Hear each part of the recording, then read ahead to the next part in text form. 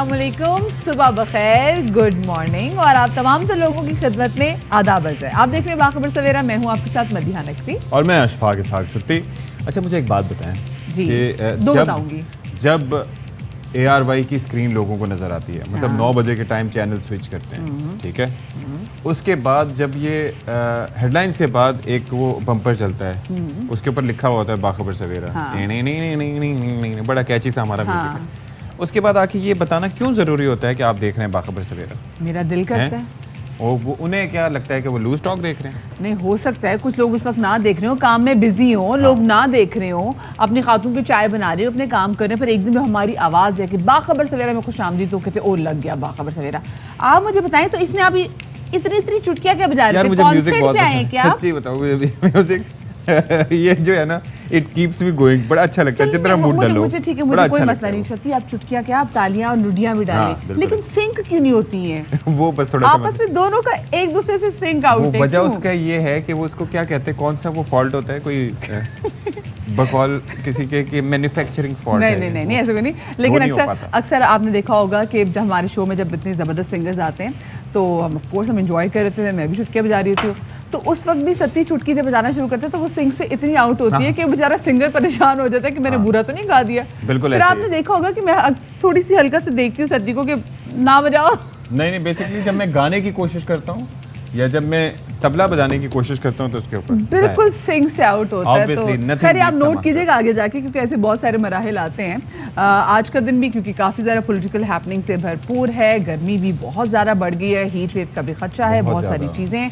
तो पहले और बिजली भी यार, मतलब आप देखें कि वो कह दिया कि इलेक्ट्रिक ने कि जितना एकदम सर्ज हुआ है, लोगों की जानिब से इस्तेमाल बढ़ गया है। और वाक़तन ऐसा है कि जिन घरों में इन आयाम में पंखे चल रहे होते थे, वो कोशिश करते हैं कि किसी तरीके से AC चलाएं, मैनेज करें किसी तरीके से।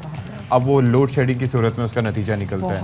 तो फिर ये है कि लोग भी एहतियात करें कि आप थोड़ा सा हाथ हौला रखें, और बाकी जो इदारे। और दूसरी एक चीज़ ये है कि जिस पे पहले भी बात होती रही है कि अगर किसी शहर में बिजली की तलब काफ़ी ज़्यादा है तो वहाँ पर एक से ज़्यादा कंपनीज होनी चाहिए। जैसे सेलुलर कंपनीज हैं आपके पास एक मुकाबले की फ़ज़ा रहती है। ऐसे इलेक्ट्रिक सप्लाई जैसे कि इलेक्ट्रिक है वो ना हो, उसके साथ साथ और भी कंपनीज को मौके दी जाए। उसमें यह है कि फिर मुकाबले की फ़ज़ा भी आ जाती है, बेहतर सर्विसेज के लिए आपको फिर थोड़ा कड़े इम्तिहान से गुजरना पड़ता है। इट्स अ गुड सजेशन, इस पे काम होना भी चाहिए। टॉप स्टोरीज पे नजर डाल देते हैं।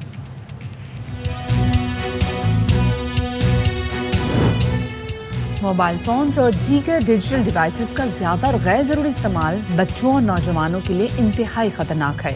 पढ़ाई से दूर होने लगे नशे की तरह लगने वाली इस लत से महफूज रखना वालिदैन के लिए एक बड़ा चैलेंज बन गया है। कराची समेत सिंध में आज से हीट वेव का खदशा आइंदा 3 रोज तक जारी रह सकती है। सख्त गर्मी में घंटों बिजली की बंदिश से शहरी दोहरे अजाब में मुब्तला।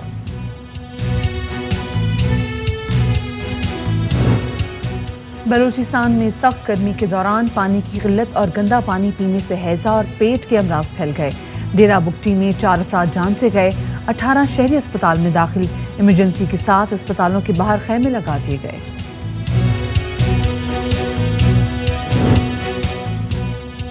और सूरज आग बरसाने लगा, कराची के शहरियों ने तोड़ निकाल लिया स्विमिंग पूल में रश। गर्मी की शिद्दत कम करने के लिए शहरियों की ठंडे पानी में डुबकियां।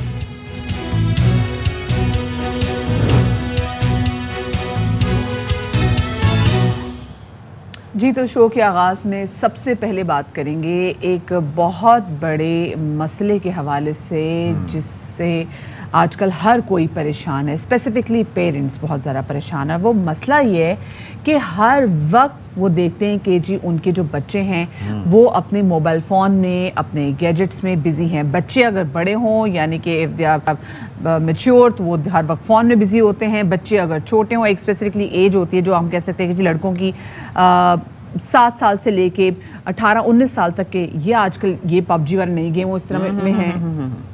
इसमें थोड़ा सा आगे पीछे इसमें चक्कर ये है कि ये जो पबजी वाला जो एक कहते हैं कि सिलसिला है ये शुरू हो जाता है, बिल्कुल एज आपने ठीक की, 5, 6, 7 साल से, और ये जाता है कोई 12, 13 तक इसका सर्ज होता है। 13 के बाद दूसरी एक्स्ट्रा करिकुलर एक्टिविटी शुरू हो जाती है जिनके लिए मुख्तलिफ ऐप्स जैसे व्हाट्सएप, इंस्टाग्राम, ये भी आ जाती हैं, ब्ला ब्ला, वो दूसरे चीज़ें गेमिंग साथ साथ चलती है, यानी कि टाइम जो है वो मज़ीद बढ़ जाता है। अच्छा, अब एडिक्शन ऐसी है कि वाक़तन जैसे आपको इल्म होगा मदिया कि बुक्स वगैरह जब हम पढ़ते थे, कोई बुक ज़्यादा अच्छी लगती थी तो आप चाहते हैं कि यार एक ही दिन में ख़त्म कर दें। हाँ, इसी तरीके से ये कंपनीज, इनको ये पता है कि किस तरीके से हमने अपने सारिफ को अपनी तरफ खींचना है और उनको अपने साथ जोड़े रखना है। अच्छा, इसमें एक तो ये कि नज़र की ख़राबी से लेके दिमाग की ख़राबी तो अपनी जगह, लेकिन आप ये देखें कि ऐसे वाक़यात भी हुए कि जिसमें बच्चों ने अपनी फैमिलीज़ को मार दिया। लाहौर का वाक़या याद है आपको? बिल्कुल जी, जो पबजी हेड नर्स थी, आपको याद होगी, बेटा उनका पबजी खेलता था और वो इतनी लत में मुब्तला था कि जब माँ ने उसको मना किया तो उसने अपनी माँ को ही मार दिया।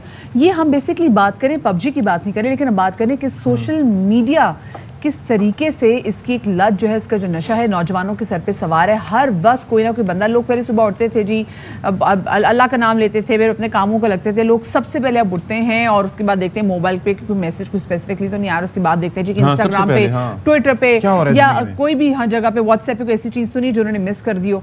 तो बड़े तो ये कर रहे हैं, बच्चे भी हम देख रहे हैं। एक और भी चक्कर है, आप ये देखें कि ये चीज़ आपने नोटिस की होगी कि घर में हमारे माँ बाप होते हैं, हमारे बहन भाई होते हैं, जब साथ बैठे हों तो फिर ये था कि पहले आपको याद है कि मजाक उड़ाया जाता था कि जी अब लाइट गई हुई है तो सब एक दूसरे से बात कर रहे हैं। अब वो भी इस मोबाइल फ़ोन की वजह से, स्मार्टफोन की वजह से और हमारी एडिक्शन की वजह से वो छिन गया है।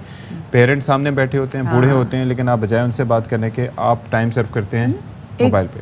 लोगों से कनेक्ट करने के चक्कर में जो आपके बिल्कुल सामने जो लोग बैठे हैं ना, आप उनसे जो है वो डिस्कनेक्ट हो जाते हैं।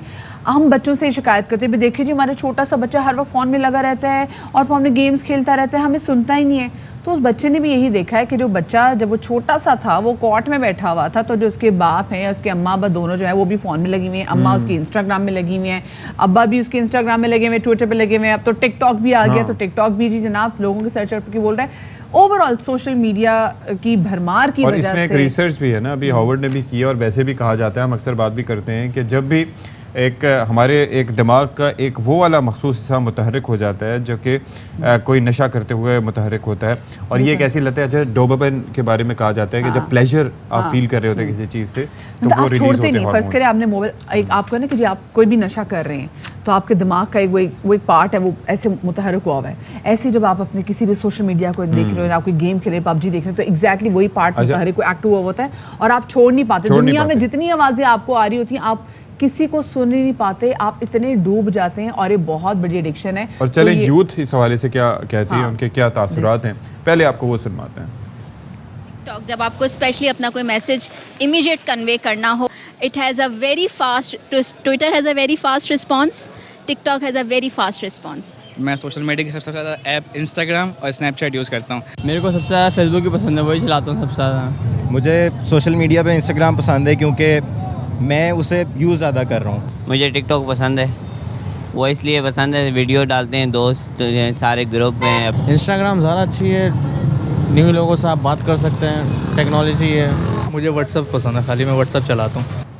चलो व्हाट्सएप पे तो जो लोग मसरूफ़ होते हैं तो व्हाट्सएप पे तो आप कम्युनिकेट कर रहे होते हैं ना, लेकिन वो लोग जो स्पेसिफिकली हम देख रहे होते हैं कि टिकटॉक ज़्यादा देख रहे हैं, तो टिकटॉक पे किस किस्म का मवाद है, तो आप वहाँ से आइडिया लगा लें कि लोगों को किस किस्म के मवाद की जो है उनको एडिक्शन होगी हुई है कि बेसरोपा कोई ऐसी चीज़ नहीं होती, बस कोई खड़ा नाच रहा है, कोई जबान निकाल के छलांगे मारा तो लोग उसको देख रहे हैं, उनके मिलियन में व्यूज हैं। चल रहा है, कोई स्लो में चल रहा है, कोई स्लो चल रहा है, कोई स्लो में, कोई ट्रेन के आगे से गुजर रहा है, कोई आपको ट्रेन के आगे से टपके आने का, just for the sake of like. ये वो चीज़ें, और आपको पता नहीं कि आपको एडिक्शन इतनी होगी हुई कि आप ऐसी कोई भी बेहुदा किस्म की चीज़ देख रहे हैं। अच्छा, पेरेंट्स इस हवाले से क्या ख्याल रखते हैं? उनसे जब हमने पूछा उन्होंने क्या जवाब दिया, ये भी आपको सुनवाते हैं।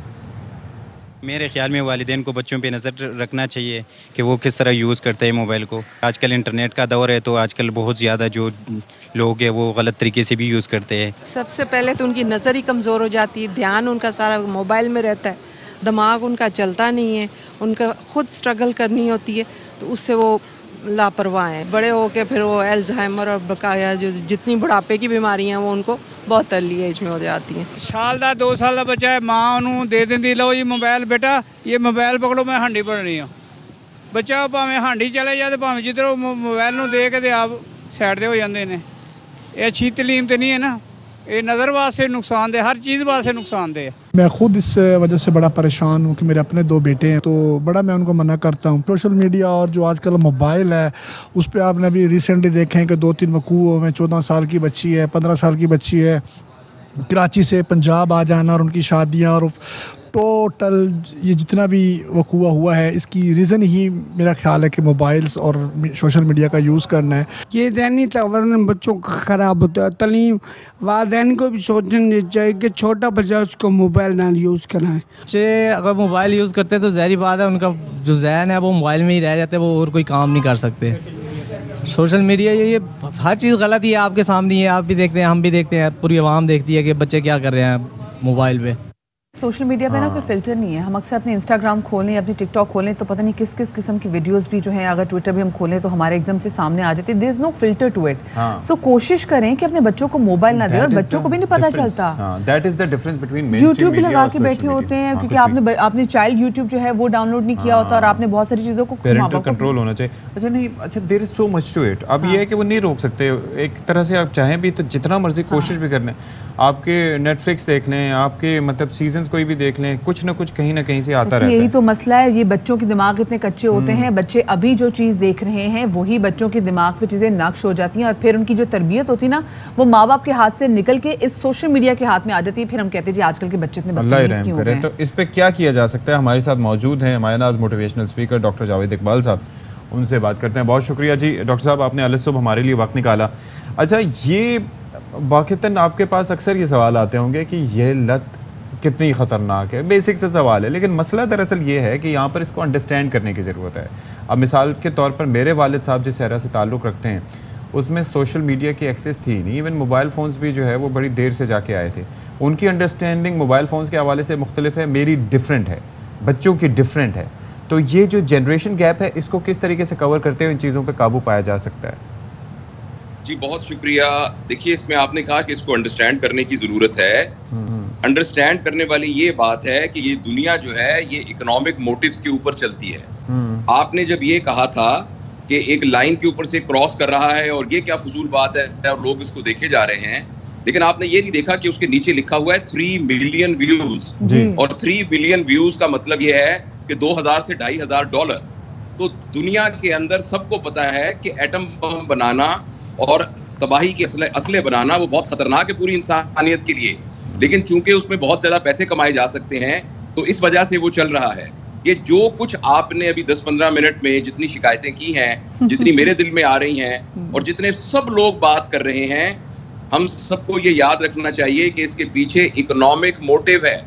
इस इकोनॉमिक मोटिव में प्रायोरिटी जो है वो इंसानियत की बका नहीं है। दुनिया के अंदर लोग इस तरीके से करते हैं और इस इकोनॉमिक मोटिव की वजह से ही ये सोशल मीडिया इतना ज्यादा बढ़ रहा है और उसके साइड इफेक्ट हो रहे हैं। इसको मैं बहुत ही दुख के साथ आपके साथ शेयर करता हूं कि इसको इज्तमाई तौर पर रोकना बिल्कुल मुमकिन नहीं है। अलबत्ता इनफरादी तौर पर मैं और आप कुछ कर सकते हैं। जैसे अगर बहुत तेज बारिश हो रही हो, मूसलाधार बारिश, और आपको सड़क पर जाना हो तो आप बारिश को नहीं रोक सकते, लेकिन आप रेनकोट पहन सकते हैं और छतरी ऊपर रख सकते हैं। तो मैं बहुत अरसे से यही कोशिश कर रहा हूं अर्ज करने की वालिदैन से कि ये जो यलगार है इससे बिलियंस ऑफ डॉलर्स कमाए जा रहे हैं रोजाना के हिसाब से, और वो लोग इसको और नए नए तरीके निकालते रहेंगे। अभी मेटावर्स शुरू होने वाली है और मेटावर्स के मुकाबले में तो ये कुछ भी नहीं है जो कुछ आप कह रहे हैं। आपने ये देखा होगा कि यूट्यूब था और फेसबुक था और टिकटॉक था, उन्होंने लोगों की तवज्जो को अट्रैक्ट करने के लिए छोटी छोटी वीडियोस ऐड कर दी हैं। और जैसा आपने सही कहा कि वो कोई यूजफुल वीडियोस नहीं होती, उसमें अक्सर वीडियोस जो हैं वो बिल्कुल यूजलेस होती हैं। तो मैं आपकी बात का मुख्तसर जवाब ये है कि इस इज्तमाई मामले को रोकने के लिए तो जब दुनिया के सारे बड़े बड़े लोग, मसलन गूगल, मसलन फेसबुक, मसलन अमेरिका, मसलन जितनी इंटरनेशनल सारी की सारी बॉडीज हैं, वो ये सोचेंगी कि हमारे लिए इस प्लेनेट पर इंसान की बका ज्यादा अहम है बनिस्बत पैसा कमाने के, फिर तो ये रुकेगा। अदरवाइज हम जो मर्जी वावेला करते रहे ये नहीं रुकेगा। पाकिस्तान के अंदर बहुत सारे लोग हैं। डॉक्टर साहब, जैसे भी आपने बहुत अच्छी बात की कि जब बहुत सारी वीडियोस होती हैं, मेरे को ऐसी मालूमात भी नहीं होती, और बहुत सारी वीडियोस जो है वो क्लिक बेट्स की वजह से बहुत सारी वीडियोस सिर्फ just to make money out of it, तो बहुत ही गैर ज़रूरी और बहुत गलत इन्फॉर्मेशन जो है हम यूट्यूब पे अक्सर देखते हैं, वीडियोस बनी हुई होती हैं और लोग उसको देखते भी हैं, लोग उसको फॉलो भी करते हैं और लोग उस पर मतलब बिलीव भी करते हैं कि जो ये बात कह रहे हैं सही करे। तो एक तो ये बात होगी कि जी हमने इन वीडियोस की वजह से इस सोशल मीडिया में जितना हमें एक्सेस मिल गया, इसकी वजह से हमने अपनी जो रिसर्च है उसको ख़त्म कर दिया है। हमारी अपनी वैसे दूसरी चीज़ों में क्यूरियोसिटी बढ़ गई है, लेकिन हम खुद नहीं रिसर्च करते। बहुत सारी सोशल मीडिया पे कोई भी चीज़ें आती हैं, हम उस पर फ़ौरन कहते हैं कि हाँ भी सही होगी, और हम खुद आगे रिसर्च नहीं करते। तो ये भी तो बड़ी खौफनाक बात है ना कि हम अपने दिमाग को इस्तेमाल ही नहीं कर रहे। जी, वो आपने बिल्कुल सही कहा, लेकिन इसका हल क्या है? जैसे मैंने आपको अर्ज किया है ना कि जब मूसलाधार बारिश हो रही है और आपने उसमें से गुजरना है, तो आप कहें कि हर तरफ से पानी के छींटे पड़ रहे हैं, गाड़ी गुजरती है वो भी छींटे आते हैं, ऊपर से भी पानी आ रहा है, तो हम क्या करें? इसका जैसे मैंने आपसे बेटा अर्ज किया है कि इज्तिमाई तौर पर तो ये फैसला हुकूमतों को करना है। पाकिस्तान की हुकूमत बंद कर देना, ये पाकिस्तान की हुकूमत ये बंद कर दे। एक दफा बंद करने की कोशिश की थी तो तमाम लोगों ने शोर मचाया था। अब दुनिया में बहुत सारी हुकूमतें ऐसी हैं जिन्होंने इनको कंट्रोल किया हुआ है। आप जरा अभी दुबई में चले जाइए तो आप व्हाट्सएप कॉल नहीं कर सकते, सऊदी अरब से आप इस पर कॉल नहीं कर सकते। तो ये तो असल में जो हमारी यूथ की और जो नेशनल ट्रेनिंग है, ये हमारी प्रायोरिटी नहीं है। तो इस प्रायोरिटी से इस तरह तो हम दरअसल ये है कि बंद करना इज समथिंग डिफरेंट। लेकिन आप ये देखें ना कि जब जैसे आपने सऊदी अरब और दुबई की मिसाल दी, तो वहाँ पर लोग फिर ऑल्टरनेटिव की तरफ गए। कुछ VPN यूज़ करना शुरू कुछ लोगों ने किया, कुछ ने कुछ दूसरी सोशल मीडिया ऐप्स यूज़ कर ली, and they work just as fine as WhatsApp और दूसरी किसी ऐप। मसला ये है कि अब ये जो पैसे कमाने का चक्कर है कि आज एक 7 साल के, 8 साल के, 9 साल के बच्चे से आप बात करें तो वो आपको यही कहता है कि हाँ जी, इससे तो यूट्यूब के चैनल खोल रहे हैं, छोटे छोटे बच्चे अपने चैनल खोल रहे हैं, छोटे छोटे बच्चे चाह रहे हैं कि जी पैसे कमाए जाएं। हमारे दौर में तो इतनी हवस भी नहीं थी और इतना आइडिया भी नहीं होता था किसी चीज़ का। तो is that too much information? ये जो आपने आखिरी फिक्रा कहा है ना, इसी में इसका जवाब है। देखिए, क्या आपने कहा तो उस जमाने में इतनी हवस नहीं होती थी। देखिए, ऐसा है, हमारे मुआशरे का और पूरी दुनिया का वैल्यू सिस्टम चेंज हुआ है, और इस वैल्यू सिस्टम चेंज होने की वजह से इंसानी इकदार की वैल्यू कम हो गई है और पैसा और पैसे से खरीदे जाने वाली चीजों की इकदार बढ़ गई है। मैं और आप बैठकर सिर्फ इसका रोना रो सकते हैं, इसको इस आने वाली इकदार को रोक नहीं सकते। अलबत्ता जैसे बार बार अर्ज कर रहा हूं, हम इनफरादी तौर पर पाबंदी कर सकते हैं। मसलन मैं आपको अपनी मिसाल देता हूं, अल्लाह ने मुझे एक पोती दी है, तो हमने ये घर में तय किया है कि उस बच्ची को स्क्रीन नहीं दिखाएंगे हम जब तक कि वो स्क्रीन की इस्तेमाल के काबिल नहीं हो जाती, जब उसको ये पता लगे कि स्क्रीन से क्या इस्तेमाल करना है। और मैं इसको अपने तौर पर तजुर्बा कर रहा हूँ। अभी उसकी उम्र सिर्फ 6 महीने है।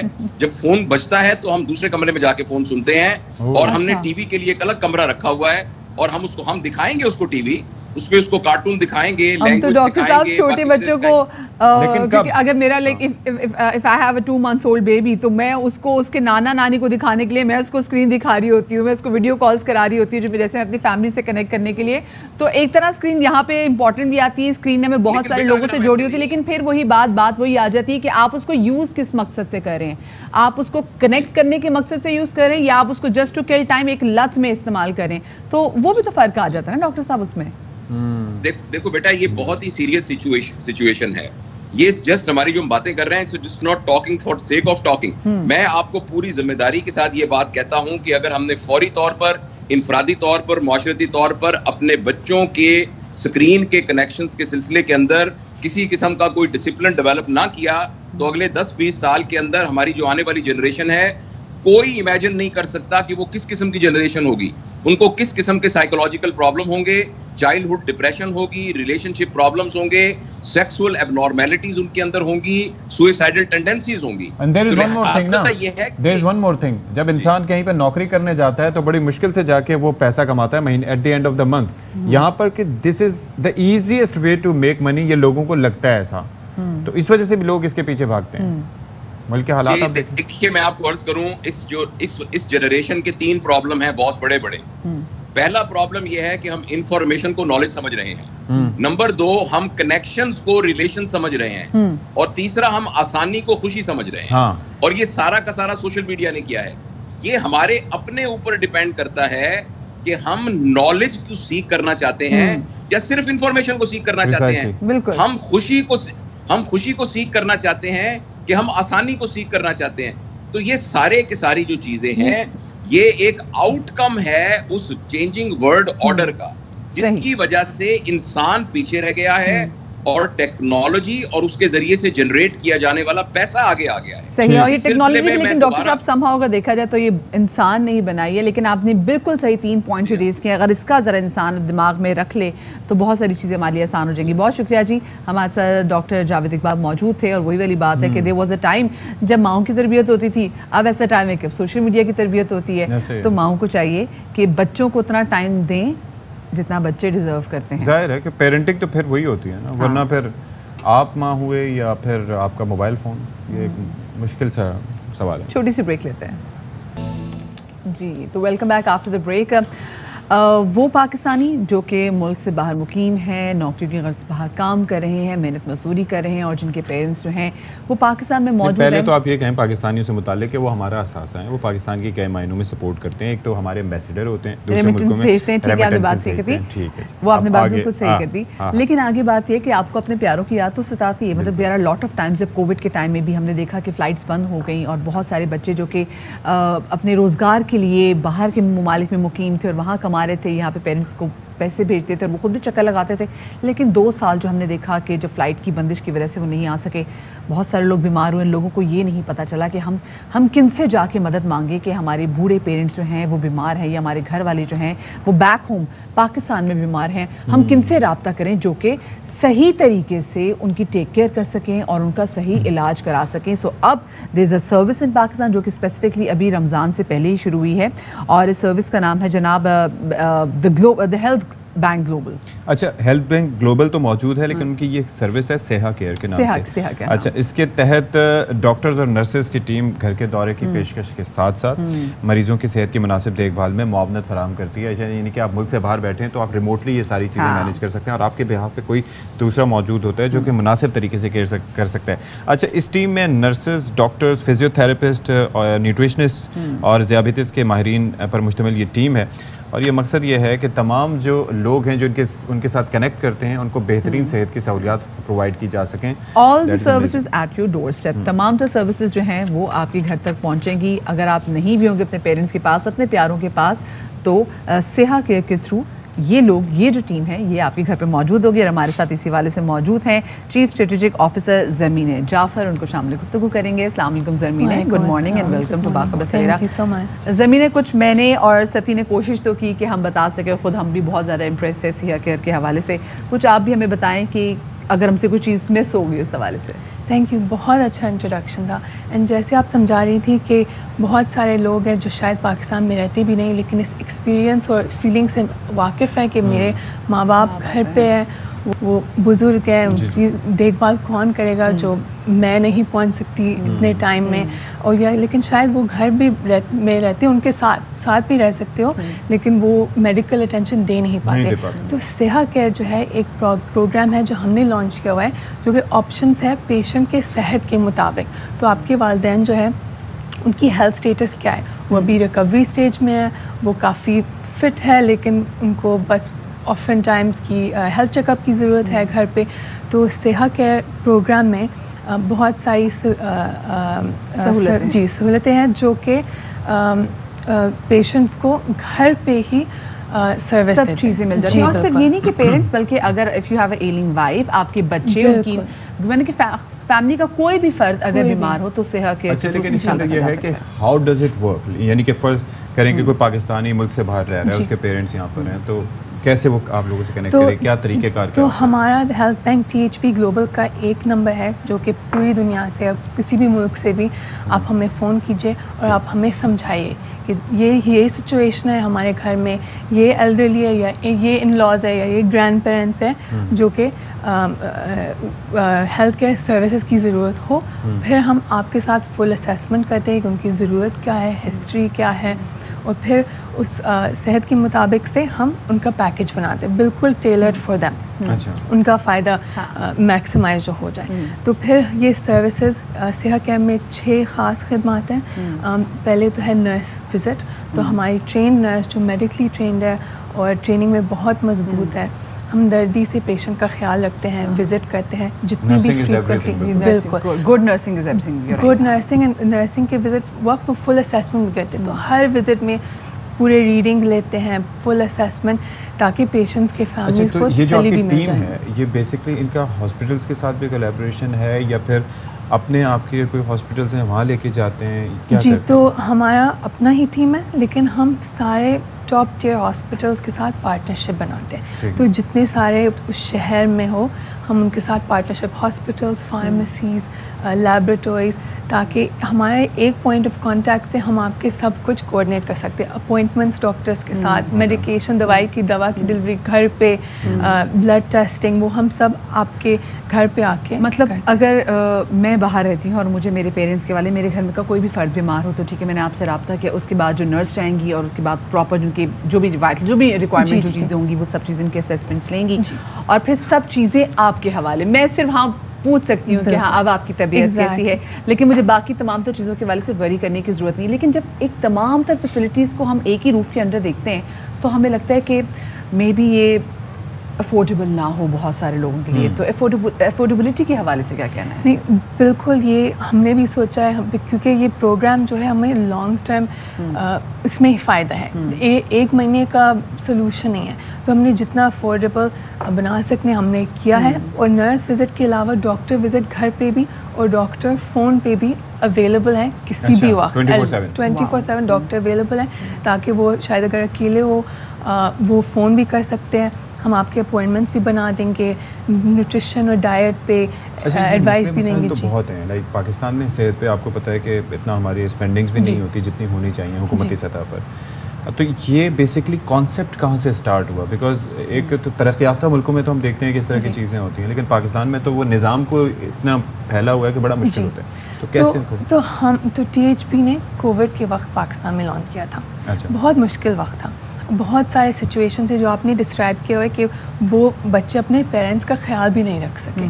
तो हमने वो नर्सिंग सपोर्ट घर पे ही प्रोवाइड किया हुआ है और उस एक्सपीरियंस से समझ आया कि बहुत नीड है मार्केट में। बहुत लोग यही महसूस करें कि मेरे गैर मौजूदगी में उनका ख्याल कौन रखेगा। सही, एग्जैक्टली। तो ये आइडिया मुनफरिद शायद हो, लेकिन एक्सपीरियंस बहुत सारे हम बहुत खूबसूरत आइडिया, बहुत खूबसूरत है और आपको सोच के ही आपको होता है कि जी आप रिलैक्स हो जाते हैं। मुझे बताएं कि जो इसमें इंश्योरेंस के वाले से बात की जा रही है, क्योंकि हम तो हेल्थ इंश्योरेंस नहीं लेते, लेकिन दुनिया जहान में इसका बहुत बड़ा कॉन्सेप्ट है कि आपने हेल्थ इंश्योरेंस लिए फिर आपको होता है नाउ वी आर सेफ, खुदा ना खासा में कुछ हो जाए। तो आप लोग भी हेल्थ इंश्योरेंस ले रहे हो, उसमें एज क्या है? जी बिल्कुल, आप बड़ी अच्छी क्वेश्चन है, थैंक यू। अक्सर पाकिस्तान में बहुत सारे मुल्क में 60 के बाद, वो 60 एज के बाद वो कवरेज नहीं होती, हालांकि असल ज़रूरत थी तब होती है। एग्जैक्टली। और ये हमारा मतलब फोकस एज ग्रुप है। तो हमारा इंश्योरेंस जो है वो 90 साल तक कवरेज देती है इन पेशेंट और इमरजेंसी के लिए। हमने टॉप प्रोवाइडर्स के साथ पार्टनर किया हुआ है, तो पूरे पाकिस्तान में आप ये कवरेज एक्सेस कर सकते हैं। तो दिस इज़ रेवोल्यूशनरी कि मतलब आपको देख के फिर दूसरे भी सबक सीख सकते हैं कि नहीं हमें थोड़ा सा इसको बढ़ाना चाहिए, क्योंकि लाइफ एक्सपेक्टेंसी भी पाकिस्तान में अब थोड़ा सा 60 से बढ़ के 70 के करीब पहुँच गई है। बिल्कुल बिल्कुल। रिस्पॉन्स कैसा है ज़मीन है? रिस्पॉन्स बहुत अच्छी है और ख़ास तौर पे पेशेंट के फैमिलीज़ की तरफ से, क्योंकि उनको तसल्ली भी मिल गई है कि मुझे रिपोर्टिंग आ रही है कि इस पेशेंट की मेडिकल कंडीशन क्या है। हम तफसील पे तवज्जो देते हैं कि हर विज़िट का नतीजा क्या था, उनका हालत क्या है। तो पेशेंट बहुत कनेक्टेड है, चाहे वो उस घर में रहो, उस मुल्क में रहो या नहीं, वो बहुत कनेक्टेड है अपने रिश्तेदार से। लेकिन साथ ही साथ चूँकि ये एक नई सर्विस है, तो हम with the passage of time आप कुछ भी करते हैं तो आप सीखते हैं कि हाँ जी ये चीज़ ऐसे, ये चीज़ ऐसे। तो कोई मुश्किलात भी इसमें पेश आई अब तक या नहीं? मुश्किलात फ़िलहाल कुछ मतलब बहुत बड़ा प्रॉब्लम नहीं है। आई थिंक इट्स जस्ट कि लोगों को समझाना और समझना कि इसमें फ़ायदा क्या है। तो एक्सपीरियंस के वक्त जो पैकेज लेते हैं, फिर उसके बाद उनको समझ आता है कि ओके अब मुझे समझ है कि आप सब कुछ देख के आप सब कुछ मैनेज करते हैं। तो फिर उसी वजह से हमें रेफरल्स मिल जाती हैं। और कितनी कंट्रीज़ हैं, कहाँ कौन कौन से ममालिक के लोग आपको रब्ता कर सकते हैं? ठीक है, किसी भी मुल्क से भी आप सोचे, कनाडा से भी इंक्वायरीज आती है, US से भी, सिंगापुर से भी, UAE दुबई से भी बहुत आते हैं, UK से भी। तो हमें कोई रिस्ट्रिक्शन नहीं है इस बात में। थैंक यू सो मच जी। हमारे साथ ज़मीन जाफ़र मौजूद थी और बड़ी ज़बरदस्त सेहत के हवाले से हमें आगाह करी थी। आई एम श्योर बहुत सारे लोग इससे मुस्तफ़ीद भी हुए होंगे। एक छोटी सी ब्रेक लेते हैं। Welcome back. और गर्मी का इस वक्त तस्करा हर जगह पर है, हर ज़ुबान पर है और गर्मी उरूज पर है। उसके साथ साथ लोड शेडिंग का दोहरा अजाब है। तो कराची तो मुतासिर था ही, मुल्क के दीगर शहर मुतासिर हो रहे हैं। हैदराबाद जो कराची से कुछ ही फासले पे है, चंद सौ किलोमीटर के फासले पर, वहाँ पर भी सूरत हाल मुख्तलिफ नहीं है। एक तो गर्मी शदीद है, अच्छा हीट स्ट्रोक का खदशा बढ़ गया है। दूसरा ये है कि वहाँ पर जो लोड शेडिंग है उसने शहरियों की कमर तोड़ कर रख दी है। तो इस पर रिपोर्ट है नासिर हसन खान के। दीगर शहरों के साथ हैदराबाद में भी सूरज आग उगल रहा है। पारा 45 से 48 डिग्री पर जा पहुंचा है। शहरी इस गर्मी की शिद्दत में भी बिजली की बेइंतहा लोड शेडिंग का शिकार हैं। 12 बजे से 5 बजे तक ना निकले तो बेहतर है, गैर जरूरी तौर पे ना निकले, क्योंकि सूरज की तपिश की वजह से बहुत ज्यादा नुकसान हो सकता है। शहरियों को हीट स्ट्रोक से महफूज रखने के लिए इंतजामिया की जानिब से तो कोई इकदाम नजर नहीं आए। अलबत्ता समाजी तंजीमों को ख्याल आया और शहर के मुख्तलिफ इलाकों में हीट स्ट्रोक से बचाव के लिए हंगामी कैंप्स लगा दिए। हीट स्ट्रोक के बचाव के लिए ये कैंप लगाया गया ताकि इसमें आवाम ज़्यादा से ज़्यादा अपना बचाव कर सके। शहरियों का कहना है कि सख्त गर्मी में हीट स्ट्रोक से बचाव के लिए समाजी इदारों की जानिब से कैंप लगाना जहां मस्बत इक़दाम है, वहीं हुकूमत सिंध व ज़िले इंतज़ामिया के लिए सवालिया निशान है। कैमरामैन नईम शाह के साथ नासिर हसन खान, ARY न्यूज़, हैदराबाद। पूरा मुल्क इस वक्त शदीद गर्मी की लपेट में। और अगर हम बलूचिस्तान की बात करें तो बलूचिस्तान में भी गर्मी दिन ब दिन बढ़ती चली जा रही है। और जब गर्मियाँ बहुत ज़्यादा बढ़ गई हैं तो हमने देखा बीमारियाँ फैल रही हैं। स्पेसिफिकली हैज़ा जो है वो बहुत तेज़ी से फैल रहा है। अगर हमसे डेरा बुगटी के हवाले से बात करें तो वहाँ पर 4 अफराद हैज़ा की वजह से जो है वो जाँ बहक हो गए हैं। और जो तफसीलात हैं वो जानेंगे कि अभी करंटली क्या सिचुएशन है। हमारे नुमाइंदे गुलाम अहमद हमारे साथ तो मौजूद हैं। गुलाम अहमद, ये बताएगा कि जैसे भी इत्तलात आ रही है कि डेरा बुगटी में तेज़ी से हैज़ा फैल रहा है, 4 अफराद इस तरह से जाँ बहक हुए हैं, 18 अफराद बता रहे हैं कि उनकी हालत नाजुक भी है। क्या सिचुएशन है यहाँ पे हेल्थ की?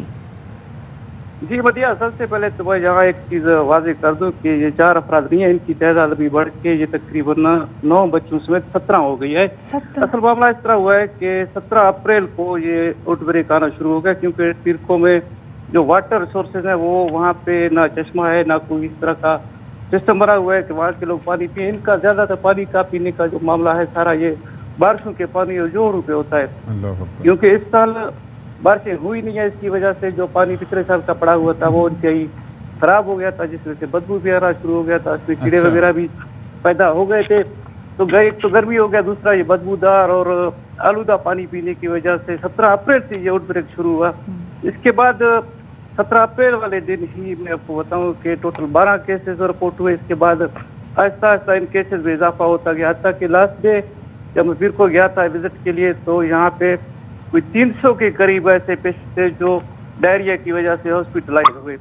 जब ये इशू बढ़ गया तो इसके ऊपर यहाँ पे डिस्ट्रिक्ट इंतजामिया और आपका डिस्ट्रिक्ट हेल्थ ऑफिसर ने यहाँ पे काफ़ी सारे एक्टिविटीज़ की हैं, जिसमें हॉस्पिटल को एक्टिव किया और पूरे डिस्ट्रिक्ट में इमरजेंसी नाफिज की। इसके साथ साथ इन्होंने ये किया कि वहाँ पे जो पानी का जो रिसोर्सेज था, जो जोड़ों का पानी था, उसकी सैंपल कलेक्ट करके इस्लामाबाद वर्ल्ड हेल्थ ऑर्गेनाइजेशन वालों को रेफर कर दी। जहाँ पे इसकी रिपोर्टें आई तो वहाँ पे उन्होंने मुकम्मल तौर पे इस पानी को मुज़र सेहत बल्कि कातिल पानी करार दिया। अभी लास्ट नाइट भी यहाँ पे डेरा बुगटी में कमिश्नर सिल्वी डिवीजन ने भी विजिट किया। इन्होंने ये किया कि 10:30 जो पानी का जो सोर्स था उसको पीरको के लिए डिस्कनेक्ट कर दिया। जानवरों के लिए पीने के लिए भी ठीक नहीं है ये पानी, ये तो नहीं। मैं इस वक्त बताऊं, ये मुकम्मल तौर पे उन्होंने जहर करार दिया कि इससे पीने से बेहतर है कि आप लोग जहर पिए। तो लास्ट नाइट कमिश्नर सिब्बी का भी विजिट था, मैं भी वहाँ पे था।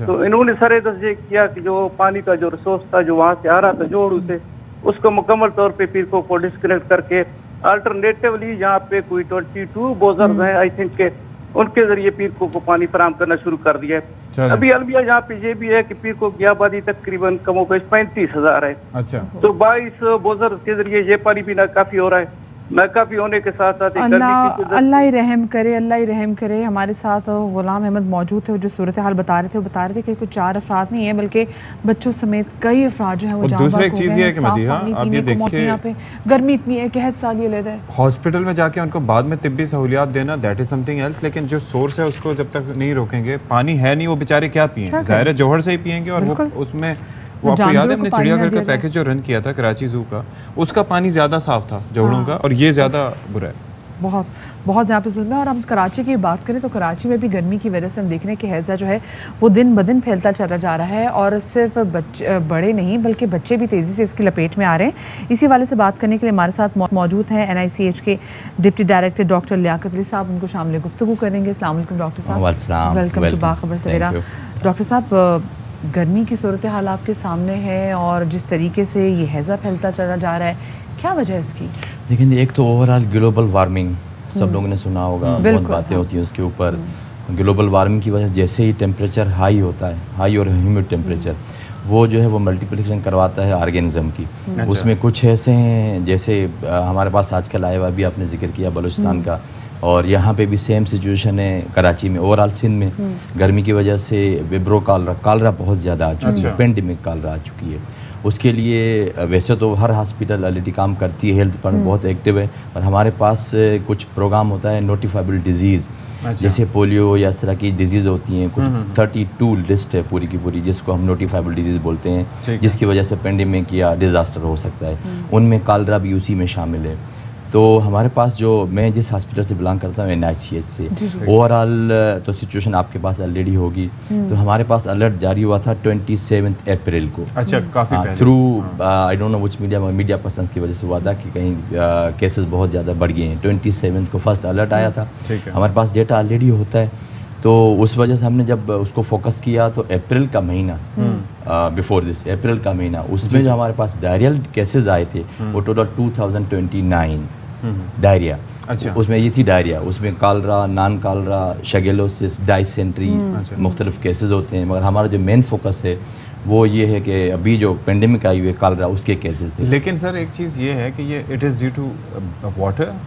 देखिए, मेन जो काज है वो तो contamination water and contamination food, और फूड की सिचुएशन भी आपकी कराची की पॉपुलेशन की वजह से पता है आपको कि किस तरह है। Water sanitation, water situation, contamination water आपको पता है। यहाँ पे मोस्टली जो लाइन्स हैं हमारी सालों से लगी हुई हैं, अक्सर मिक्सअप भी हो जाता है, जंग हो जाता है, कभी लोग लाइनें डालते हैं, मिक्सअप हो जाती है, वही गटर की लाइन वही लाइन मिलके वहीं जाती है। ये तो सिर्फ कॉलरा तक नहीं रहेगा, ये तो फिर सिलसिला हेपेटाइटिस तक।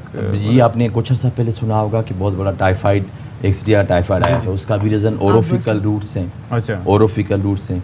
और हमें एक चीज़ कोविड ने सिखाई थी जिसके ऊपर बड़ा वर्क हुआ था कि personal hygiene, hand washing, main सबका स्लोगन हैंड वाशिंग, हाथ धोएं हाथ धोएं। वो अभी तक हर बीमारी के लिए, इस वक्त भी कॉलरा के लिए भी हमारा जो प्रिवेंशन है उसमें सबसे पहले एक हैंड वाशिंग है। अक्सर जो है वो लोग अपना फीमेल्स डायपर चेंज करती हैं बच्चों का, हाथ नहीं धोती हैं, खाने से पहले हैंड वाशिंग नहीं करती हैं। लेकिन अगर गंदा पानी पियेंगे और हाथ धो के भी पियेंगे तो it wouldn't make a difference. Absolutely. देखिए, मेन फोकस तो वही है, फर्स्ट इज कंटामिनेटेड वाटर, फिर कंटामिनेटेड फूड है, और उसके अलावा प्रॉपरली कुक्ड फूड चाहिए हमें। अच्छा, सी फूड्स हैं, दूसरे फूड्स हैं, हाफ फ्राई एग्स हैं, लोग उनको पूरा पकाते नहीं हैं। अच्छा, और ये जो कॉलरा है वो बैक्टीरियल डिजीज़ है, बैक्टीरिया को आप हीटअप करेंगे तो मर जाएगा।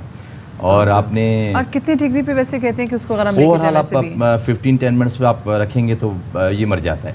हाँ जी जी। तो उसके लिए आपने देखा होगा स्ट्रीट वेंडर्स मोस्टली, हमारे पास तो गैस ही नहीं आ रही डॉक्टर साहब, ये भी तो मसला है ना, मतलब ना साफ पानी है, गैस भी नहीं आ रही। नो डाउट मल्टीपल फैक्टर्स हैं, मगर हम अपने डिपार्टमेंट के साथ कंसर्न है तो हेल्थ के साथ हम जो भी चीज़ें हैं वो बात करेंगे। तो उसके लिए हमारे पास ये होता है कि चेक बैलेंस डिपार्टमेंट्स का बहुत ज़्यादा कम है। स्ट्रीट वेंडर्स आपने देखे होंगे जो, उसके अलावा जो आइस बनती है टेप वाटर से। अच्छा, और मोस्टली हम लोग तो मतलब काफ़ी लोग यूज़ करते हैं, पुअर पब्लिक है वही आइस यूज़ करते हैं जो फैक्ट्री से बन रहा है, न जाने क्या ना घर में यूज़ करते हैं। पुअर पब्लिक जी हाँ, जो आइस फैक्ट्री से बनती है वो टेप वाटर से बनती है, मेन सोर्स है। घर पे जाके रमज़ान में आपने देखा होगा, रमज़ान अभी गुजरा है, बर्फ़ के ऊपर कितना रश होता था, वही टेप वाटर से बनती है। अच्छा, घरों में भी सप्लाई होती है और इसके साथ साथ जो स्ट्रीट वेंडर्स आप इसमें जो मेन चीज़ है वो ये कि हम अवॉइड करें बाहर के फूड से, रेस्टोरेंट होटलिंग इसको तो मुकम्मल अवॉइड करना है।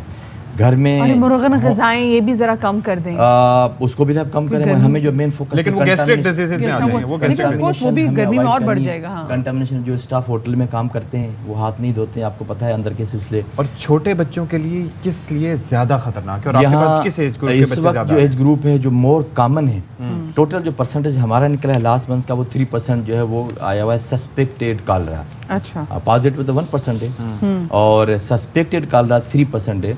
सस्पेक्टेड कॉलरा का मकसद ये होगा बिल्कुल वेरी नियर टू कॉलरा, जब तक आप लेब कंफर्म नहीं करें। और उसमें ये होता है कि हम कैसे कंफर्म करते हैं, क्योंकि ये वही डायरिया है। डायरिया के मेन जो है वो इलेक्ट्रोलाइट्स एंड फ्लूइड्स दोनों निकल जाते हैं। बच्चा इस सूरत में आता है कि एक दिन के अंदर बच्चा बिल्कुल निढाल हो जाता है। और इसकी एक ख़ास प्रॉपर्टी ये है कि इसे बोलते हैं अपना राइस वाटर। जो डायरिया होती है वो हल्की सी येलो अपना वाइट कलर की होती है, बिल्कुल जैसे चावल का पानी होता है इस तरह। और उसमें स्टूल होता ही नहीं, बिल्कुल वाटरी होता है, बिल्कुल बच्चा शॉक में जाता है। तो टाइमली रिपोर्टिंग इसमें हो, और एक तो अवेयरनेस माँ बाप को हो कि ORS सबसे पहले जो गोल्ड स्टैंडर्ड वो ORS है। जी बिल्कुल, अगर बच्चा 2 साल से कम है फिर 2 से 3 ऑन्स तक ORS पिलाएं पर स्टूल, पर लूज स्टूल। अच्छा, बीच में अगर वोमिट करता है नहीं ORS ओरल, अगर वोमिट करता है तो 10 मिनट्स का गैप करना है। अगर बच्चा बड़ा है 2 साल से ऊपर तो 4 से 6 ऑन्स तक जा सकते हैं, ऑन डिमांड पे जा सकते हैं। मगर ये सिर्फ तब है अगर बच्चा निढाल हो रहा है, डिहाइड्रेशन हो रही है, आंखें अंदर जा रही हैं, आइज सनकिन हो रही हैं और पानी निकल जाता है तो बिल्कुल ड्राउजी हो जाता है। बच्चा निढाल हो रहा है तो इमीडिएटली नज़दीक फैसिलिटी में पहुँचे। और इस अलर्ट के बाद जो है वो हमारी अल्हम्दुलिल्लाह हेल्थ मिनिस्ट्री बहुत ज़्यादा एक्टिव है। तो हर इस वक्त जो मेन डिस्ट्रिक्ट्स हैं उनमें डिस्ट्रिक्ट साउथ है, ईस्ट है, तो उनमें तो हमने जो है वो छोटी छोटी डिस्पेंसरी डोर स्टेप्स जो हैं वो, क्योंकि इसका बेस एम ये है कि early diagnosis prompt treatment, early diagnosis. अगर ये दूसरा ये है कि अभी तक हमारे पास बलूचिस्तान की बात मैंने आपके सामने सुनी, हमारे पास एक भी जो है वो डेथ रिपोर्ट नहीं हुई है। Very good news. तो सबसे पहले कि मैं इनको पैगाम दूंगा आवाम को कि एक तो डरना बिल्कुल भी नहीं है, परेशान होने की ज़रूरत नहीं है और घबराने से बिल्कुल घबराने को तो हम बार बार नहीं बोल सकते क्योंकि वो पहले लोग बहुत ज़्यादा चल चुका है। तो हम कहेंगे कि परेशान हर वक्त, इवन डायरिया स्टार्ट हो सकता, परेशान नहीं होना। हॉस्पिटल में भी उसका ट्रीटमेंट हमारे पास, लेकिन आपने वक्त ज़ाया नहीं करना। जब आप देखें जैसे बच्चे को डायरिया हो तो फौरन टाइमली आपने बेसिक जो हमारा है वो सर्वेलेंस है, सर्वेलेंस अच्छी होनी चाहिए। अल्लाह ताला बेहतर करे। बहुत शुक्रिया सर, आप हमारे प्रोग्राम में तशरीफ है। अच्छा जी, विल ब्रेक है, ब्रेक के बाद आते हैं वापस। चले जी, एक बार फिर से हम आपके सामने आ चुके हैं गर्मी गर्मी हाई गर्मी करते करते, और मैं हूं आपके साथ शफा के साथ सत्ती, और मेरे साथ मौजूद हैं सैयदा मदीहा ज़हरा नकवी। पेन बड़ा अच्छा है Madiha, thank you so much. बस ये काम की बात थी जो हमने कर ली, ठीक है। तहनीती पैगामात का हमने आपस में तबादला। कल 1000 रुपए ले गए, आज पेन ले गए। कल मुझे बताओ, कल मैं बैग में दाल डाल के ले आती हूँ, परसों मैं चावल डाल के ले आऊंगी, फिर मैं आटा डाल के ले आऊंगी, तो सारी चीजें यहीं से पूरी हो जाती हैं। जब तक मेरे इल्म में ये है कि आप यूनाइटेड स्टेट्स ऑफ अमेरिका से होके आई हैं, जब तक मैं ये नहीं भूलता तो मैं ऐसे करता रहूंगा। जितने फवायद आपसे हैं मैं हासिल करता रहूँ। चलिए जी, कोई बात नहीं। मैं हमेशा, मुझे चीज़ें वैसे भी दान करने की आदत है। I am very kind hearted person. अब तो मैंने पक्का वापस नहीं करना। ये भी कहीं से दान हुआ है, मैं नाम नहीं दान नहीं हुआ, आई हैव अर्नड इट। खैर जी, गर्मी की आज हम बहुत ज़्यादा इसलिए बात करें क्योंकि गर्मी बहुत है और अभी हम स्टूडियो में बैठे हैं, बट बिलीव यू मी यहाँ पे भी लाइक हालत हमारी, मुझे सच्ची लिटरली तरस आ रहा है कि मुझे इस जॉर्जेट की शर्ट में इतनी गर्मी लग रही है। तो सत्ती ने तो कोट ब्लेजर पहना। उसके अंदर ये है ना कि आप देख नहीं रही थी कि जब ब्रेक आया था तो मैं उस वक्त यूं वो मुझे लगा उड़ने की तैयारी परिंदा बनने की कोशिश कर रहा था। अब मुझे परिंदों के साथ भी इजहार हमदर्दी है। परिंदे नहीं, आप कुकड़ी लग रहे थे उसमें। हाँ तो जाहिर है, और क्या लग सकते हैं आप, मतलब शुतुरमुर्ग तो लगने से रहा, मतलब शुतुरमुर्ग ज्यादा बेहतर होता अगर मैं थोड़ा सा स्लिम होता मजीद। तो मेरे सामने तो कोई बात ना करे, बट टॉप स्टोरीज में डाल लेते हैं।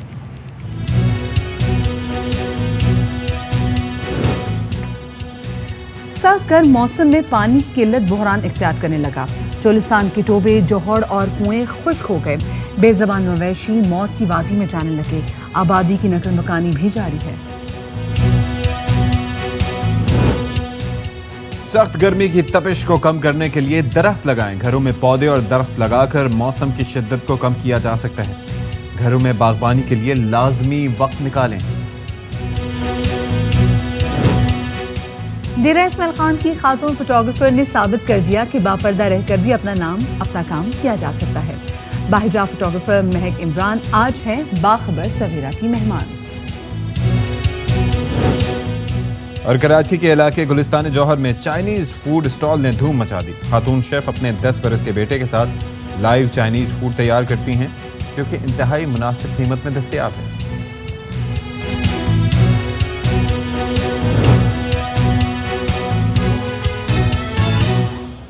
अच्छा, ये वैसे स्टोरी जो लास्ट में हमने की है ना, that would be very interesting, क्योंकि इंटरनेशनली हम देखते हैं कि जगह जगह ये चाइनीज फूड के वेंडर्स होते हैं, स्टॉल्स होते हैं, फूड ट्रक्स होते हैं, छोटे लोगों ने इतना काम तो ये अच्छा है कि पाकिस्तान में किसी ने ये सिलसिला शुरू किया। अच्छा जी, हम पहले जो बात करने जा रहे हैं वो ये है कि ओवरऑल पानी की किल्लत, जो वाटर एक सिक्योरिटी है, ये एक इशू बनता जा रहा है। फूड सिक्योरिटी के इश्यूज तो अपनी जगह हैं, लेकिन वाटर सिक्योरिटी का एक बड़ा मसला है और इसके अंदर ज़ाहिर है कि हमारे अपना हुकूमतों की तरजीहात और उनकी काफ़ी इसमें अदम तवज्जुही की वजह से हम इस हाल तक पहुँचे हैं कि ओवरऑल पाकिस्तान को इस तरह की सिचुएशन का सामना करना पड़ रहा है। लेकिन कुछ इलाके ऐसे हैं कि जहाँ पर सूरत हाल बेहद मुतासिर है। डेरा बुगटी का हमने 9 से 10 बजे के दरमियान जिस तरह से तस्करा किया कि वहाँ पर तो लिटरली रोना आ रहा था देख के कि हमें ये साफ़ पानी दस्तयाब है, इसके अंदर भी हम लेबॉर्ट्री टेस्ट करवाते हैं कि न जाने इसमें कुछ है कि नहीं है। और वहाँ पर जोहड़ का गंदा पानी कि वहाँ पर लोगों ने उनको कहा गया कि ये पानी पीने से बेहतर है कि आप लोग जहर खा लो।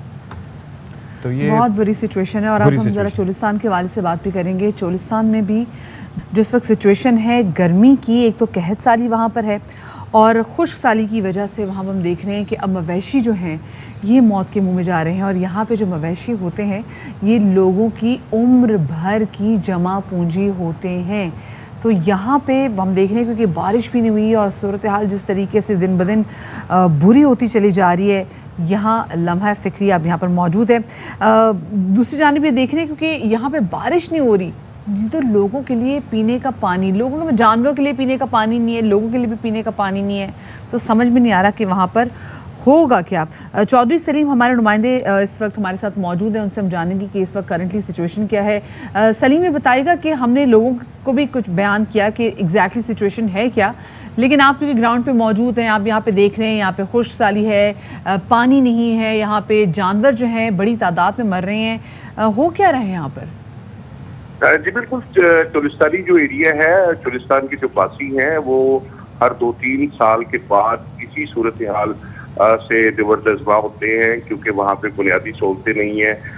पानी का जो वाहिद जरिया है वो बारिशें हैं। बारिशें जो है, बारिशों का जो पानी है वो ट्यूबों में इकट्ठा होता है और उसी को इस्तेमाल किया जाता है। जानवर भी उसी से पानी पीते हैं और इंसान भी उसी से पानी पीते हैं।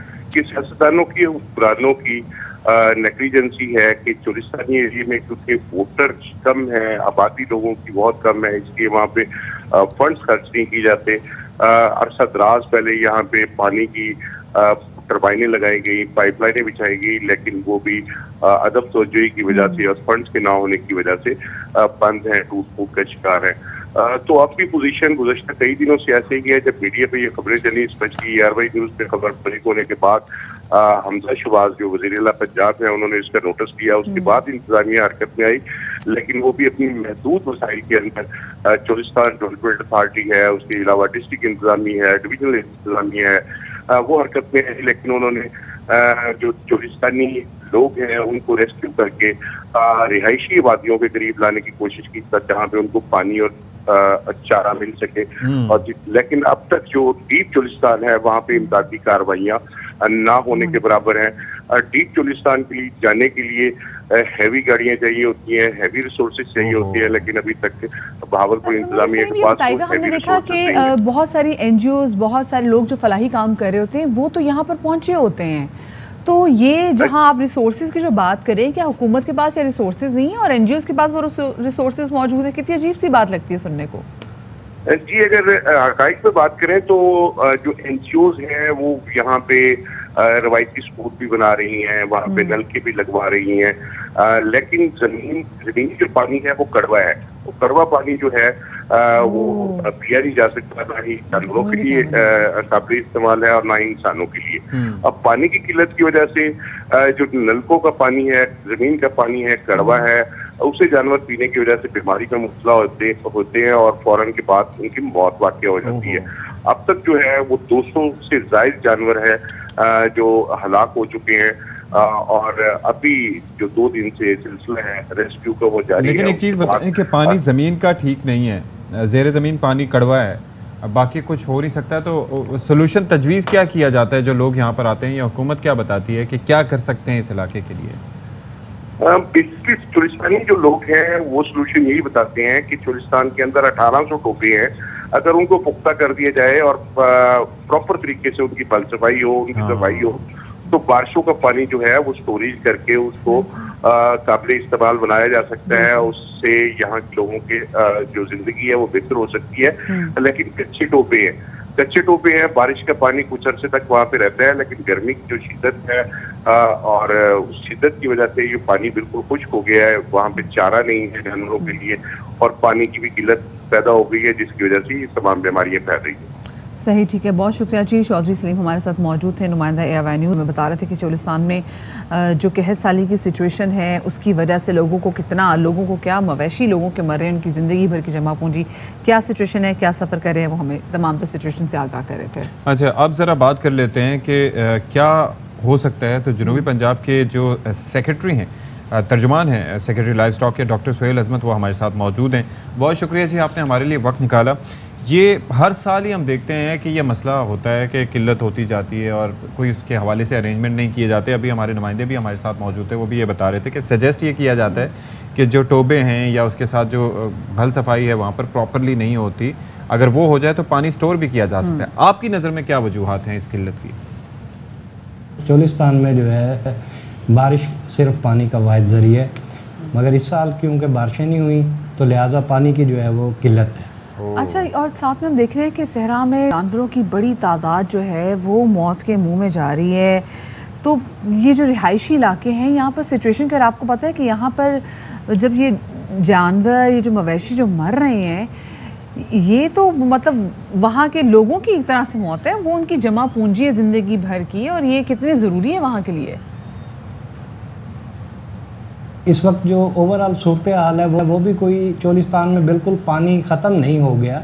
कुछ इलाके हैं, कुछ टोबे हैं जहाँ पे जो छोटे रिजर्वायर थे वो ज़ाहिर है कि आबादी वहाँ पे रही है, इस वजह से वहाँ पानी ख़त्म हो गया। अच्छा, इसके साथ ये जो पानी है बारिश का तो चलें अपनी जगह, लेकिन मुतबादिल ज़राए क्यों नहीं इस्तेमाल किए जाते वहाँ पर पानी की सप्लाई के लिए? महकमा CDA वो वहाँ पे पानी प्रोवाइड कर रहा है, बाउज़र के ज़रिए भी दे रहा है, और मुतबादिल ज़राए ज़ाहिर है उनकी एक जो है वो थोड़ी सी कमी भी होती है और थोड़ी सी लिमिटेशन भी होती है, मगर मुतबादिल ज़राए इस वक्त पानी वहाँ फराहम कर रहे हैं। अच्छा, तो ये आप लोगों ने अभी तक एस्टिमेट लगाया कि कितना लोगों को लाइफ स्टॉक का नुकसान पहुँचा है वहाँ पे? आई थी वेरी फर्स्ट डे, उसको हमारे महकमे के जो है वो टीम ने रिस्पॉन्स भी किया। हमारे डायरेक्टर जनरल जो थे वो सेक्रेटरी लाइफ स्टॉक जनूबी पंजाब की हिदायत पे वो ख़ुद गए, उन्होंने चेक किया। तकरीबन 25 से 30 जो थी वो मॉर्टेलिटीज़ थी भेड़ों की, तो बाकी जो वहाँ पे 5 से 10 जानवर जो लथार्जिक थे वो भी डिहाइड्रेटेड थे, उनको रेस्क्यू किया गया, वो रिकवर हो गए। और उस इलाके में वहाँ पे जो उसी ब्रीडर का जो एक हर्ड था वो टोटल उनका तकरीबन 200 जानवरों का था, उसमें से बाकी उसके 170 इस वक्त बेहतरीन और ठीक ठाक हैं। अच्छा, दूसरा जो जानवर अभी जिनको अभी भी पानी नहीं मैसर, वो पानी की तलाश में है, क्या उनको किसी दूसरी जगह मुंतकिल किया गया है? उनको रेस्क्यू किया गया, उनको शिफ्ट भी करवाया गया और इस वक्त वो पानी के रिजर्वायर पे मौजूद है। अच्छा, तो ये बताइएगा कि आप लोगों ने क्या सोचा है, क्या इक़दाम अब किए जा रहे हैं हंगामी बुनियादों पे, ताकि लोगों को मज़ीद नुकसान से और फिर आगे जानी नुकसान से बचाया जा सके? CDA का डिपार्टमेंट जो है वो बाउज़र के ज़रिए जो है ना वो पानी पहुंचा रहा है और वो रोज़ाना की बुनियाद पे उनके 4 बाउज़र जो हैं वो मुख्तलिफ स्पॉट्स पे पानी दे रहे हैं। ठीक है जी, बहुत शुक्रिया। डॉक्टर सोहेल अजमत हमारे साथ मौजूद थे। ये एक बड़ा मसला है, आप ये देखें, इंसान क्या जानवर क्या, और बारिशें कम होंगी तो उसके भी अपने नुकसान हैं, मुतबादिल हैं नहीं, ज़मीन का जो पानी वो कड़वा है, क्या करें? वो जब वो भी जानवर जब पी रहे तो जानवर इससे बीमार पड़ रहे हैं। तो ये सूरत हाल जो है यहाँ पर एग्जैक्टली इमरजेंसी नाफिज कर देनी चाहिए और उस हंगामी बुनियादों पे यहाँ पे काम होना चाहिए। मेरे ख्याल से वो जिस फुर्ती की, जिस एफिशिएंसी की ज़रूरत है वो नहीं है, समहाउ वो लैक कर रही है। ऐसे ही है। अच्छा, अब ये है कि गर्मी तो भला की है और पूरे पाकिस्तान में ये सिचुएशन है और दोपहर होने से पहले क्या भाई 9 बजे 10 बजे सूरज आग बरसाना, इवन 8 बजे मदिया वो हाल हो जाता है आपका कि बुरा हाल है।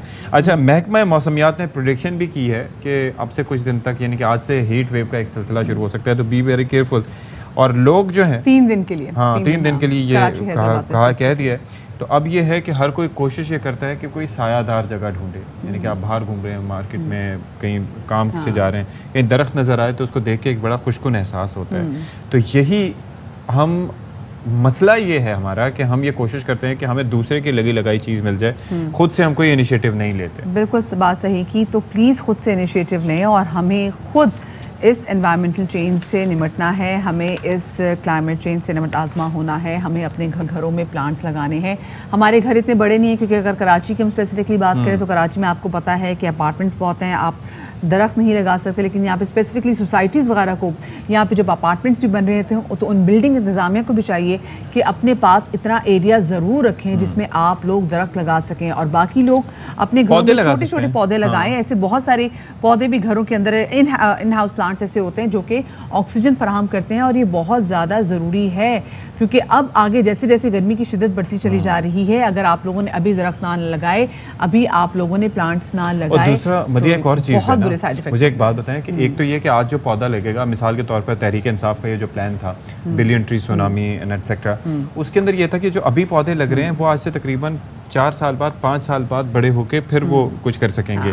ठीक है, तो पहले से इनिशिएट करना। दूसरा ये कि such a healthy activity, I remember doing that with my grandfather और my father used to do that, करते थे।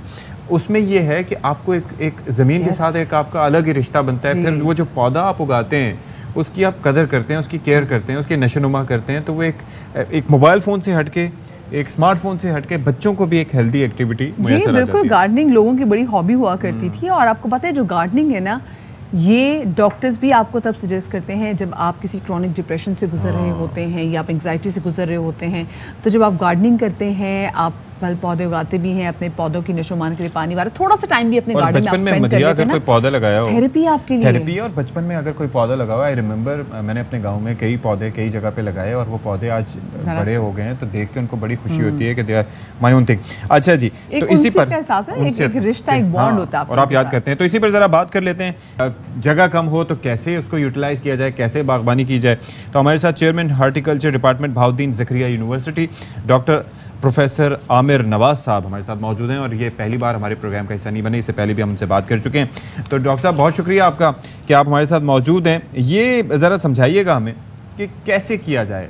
हमारे पास देखिए, हमने बात शुरू की तो पहले एक्सक्यूज़ आ गया, कराची में अगर आप रहते हो तो वहाँ पर जगह की बड़ी किल्लत है, तो कैसे घर में की जा सकती है बागबानी?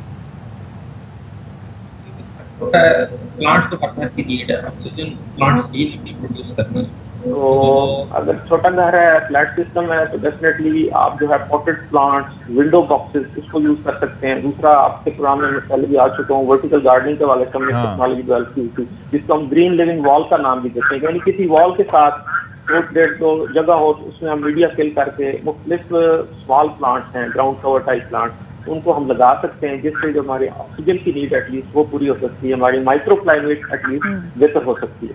इस हवाले से कई ऑप्शन होते हैं। अच्छा, कितना वैसे आप समझते हैं कि मैंडेटरी होना चाहिए अब ये तमाम तो सोसाइटीज़ को भी, वो और जो जब अपार्टमेंट्स भी कहीं बन रहे होते हैं तो बिल्डिंग अथॉरिटीज़ वगैरह के लिए होना चाहिए, मैंडेटरी होना चाहिए कि भाई इतनी स्पेस ज़रूर हो कि यहाँ पे दरख्त उगाए जाए, यहाँ पे ग्रीनरी हो, यहाँ पे प्लांट्स लगाए जाएँ? जैसे इंटरनेशनल स्टैंडर्ड तो मौजूद है, लेकिन हमारे यहाँ जिस तरह बाकी लॉज को फॉलो नहीं किया जाता, इसमें भी प्रॉब्लम आ रहा है। सोसाइटीज डेफिनेटली इसके लिए बाउंड होती हैं, तो green spaces create, specially park और दूसरी जगह जो होती है ना, लेकिन कमर्शलाइजेशन का दौर है, उन चीज़ों को ऐसे फॉलो नहीं किया जाता जो करना चाहिए। अच्छा, तो अब ज़रा ये बताएं कि जैसे अपार्टमेंट्स का हम तज़किरा कर रहे थे ना, और ये गर्मी का मौसम भी है, तो कि गैलरी को किस तरह से यूटिलाइज़ किया जा सकता है? कि एक तो पॉटेड प्लांट्स का आपने बताया तरीक़ेकार, दूसरा ये है कि बाज़ लोग कोई शीट वगैरह नीचे बिछा के थोड़ा सा मिट्टी डाल के भी यूज़ करने की कोशिश करते हैं। Is that effective? और गर्मियों में क्या उगाया जा सकता है? लेकिन गर्मियों में मतलब गर्मियों के अपने फ्लावर भी मौजूद हैं, जैसे गुल दोपहरी से कहते हैं, फाटुल्लाह है, कोम्पीना है, गिलार्डिया है, कोचिया है, तो कई तरह के फ्लावरिंग प्लांट्स भी मौजूद हैं। इसके अलावा जो है ना फोलिएज प्लांट्स जो सारा साल चलने वाले होते हैं, उसमें डिफरेंट टाइप्स ऑफ पॉम्स भी हैं, और इसके अलावा डिफरेंट सक्यूलेंट्स हैं, जैसे हम कहते हैं कि एलोवेरा, और इस तरह के मुख्तलिफ प्लांट्स होते हैं, सेंसवेरिया है, सिकोनियम है, money plants, there are many types of plants जो कि इजीली हम कॉरिडोर के अंदर किसी विंडो बॉक्स में किसी भी जगह कंफर्टेबली घर के अंदर ग्रो कर सकते हैं। अच्छा चलिए, ये बात तो आपने अच्छी बता दी कि कौन कौन से प्लांट्स ऐसे हैं कि हमारे पास जगह कम हो तो हम उनको रख सकते हैं, लेकिन अब यहाँ पर मसला ये भी है ना कि पानी की किल्लत का भी हमें सामना है, तो ऐसे कौन से प्लांट्स आप सजेस्ट करेंगे जो कम पानी में भी अच्छे तरीके से फल फूल सकते हैं? लेकिन जो सकुलेंट्स और कैक्टाई के लिए बहुत ब्रॉड टर्मिनोलॉजी यूज की जाती है, जिसमें सैकड़ों किस्म के प्लांट्स हैं, लेकिन कैक्टाई और सकुलेंट, तो वो घर के अंदर आप ग्रो करेंगे तो उनको प्लांट की नीड बहुत कम है। यहाँ पे एक मैं स्पेशली आपको बात बताना चाहूँगा, जो हमारे अक्सर हाउस प्लांट्स होते हैं ना घरों के अंदर हमने लगाया, तो वो अक्सर जल्दी मर जाते हैं। वो कम वाटरिंग से नहीं बल्कि ओवर इरिगेशन से मरते हैं। या किसी बुजुर्ग ने पानी पिया, जो गिलास बचा उसमें डाल दिया, बच्चे ने पिया तो उसकी खिदमत अपनी तरफ से खिदमत कर रहे थे, लेकिन हर वक्त उसको यानी मट्टी को मॉइस्ट नहीं रहना चाहिए, तो थोड़ा ड्राई हो जाए फिर आप थोड़ा सा पानी दें। इसलिए ओवर वाटरिंग से हमारे हाउस प्लांट में प्रॉब्लम आता है। इन प्लांट्स की नीड पौधों की बड़ी कम होती है, तो इसलिए उनको थोड़ा सा मॉइस्ट रखना होता है, पानी खड़ा नहीं होना चाहिए। सही, ठीक है, बहुत शुक्रिया जी। हमारे साथ chairman horticulture department Bahauddin Zakaria university professor doctor Aamir Nawaz साहब मौजूद थे, और हम बात कर रहे थे कि कितना ज़रूरी है पौधे लगाना, और अगर आपके घर छोटे तो छोटी जगह में कैसे लगा सकते हैं। और मुसलसल आपको पता है कि जब से मंडे शुरू हुआ है, ये वीक शुरू हुआ है, हम मुसलसल क्लाइमेट चेंज के वाले से बात करें। अच्छा, एक और छोटी सी रिक्वेस्ट है, वो थोड़ी सी इससे निकल के, वो ये कि बहुत सारे लोग जो हैं, आपको पता है कि आपकी इमदाद के से मुंतज़िर होते हैं कि उनको आपके खून की एहतियात की ज़रूरत होती है। थैलेसीमिया के पेशेंट्स को आपके खून की ज़रूरत है। रोज़ मैं देख रही हूँ, मुझे भी बल्कि मैसेजेस आ रहे हैं, क्योंकि लोगों ने रमज़ान से पहले ही ब्लड डोनेट करना छोड़ देते हैं। ठीक है, तो खुदारा प्लीज़ ब्लड डोनेट ज़रूर करें, क्योंकि थैलेसीमिया के बहुत से पेशेंट्स, बहुत से बच्चे जो हैं वो आपके खून के मुंतज़िर। और ये बड़े एहतियात कम हुए थे रमज़ान में भी, और उस पर भी हमने प्रोग्राम किया था, और उसके बाद भी अभी तक सिलसिला उस तरह से वो एक जो टेम्पो जो है वो बाहर नहीं हो सकता। लोगों को लगता है कि हाय खून दे दिया तो ये हो जाएगा, गर्मी में गिर जाएंगे, खून आपका बढ़ जाता है। 3 महीने बाद आपको खून देना चाहिए अगर आप हेल्दी रहना चाहते हैं तो। चलें जी, अच्छा गर्मी की हम बात करें। गर्मी के तोड़ के मुख्तलिफ तरीके, कहीं पर लोग शरबत पी रहे हैं, कहीं पर लोग सायादार दरख्तों के नीचे बैठ रहे हैं, कहीं पर लोग बाकी कोई अरेंजमेंट्स कर रहे हैं। एक तरीक़ेकार वो है, और एक तोड़ जो है वो कराची के शहरियों ने निकाला है, वो ये है कि भाई वो निकल पड़े और जाके मुख्तलिफ स्विमिंग पूल्स में लगा रहे हैं डुबकियाँ ठंडे पानी में, और उस तरह से अपनी गर्मी का तोड़ कर रहे हैं। जाहिर है क्या करें फिर, अब मुफ्त के स्विमिंग पूल तो फिर वो साहिल समुंदर ही हुआ। तो राफे हुसैन इस पर रिपोर्ट करें, देखिए जी।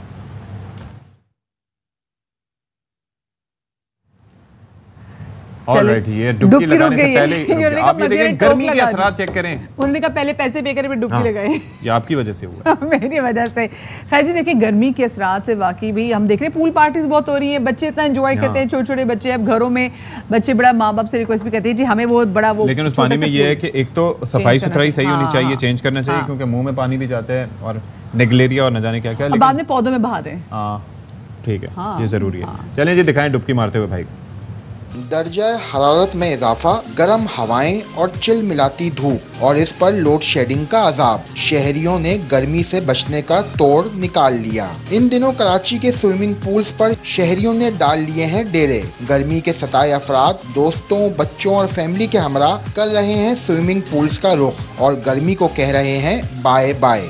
की बन चुका है बच्चों और नौजवानों का मशगला। पूल का ठंडा पानी गर्मी में खींचता है सबको अपनी जानिब। गर्मी से सताए शहरी कहते हैं कि गर्मी भगानी है तो पानी में डुबकी लगानी है।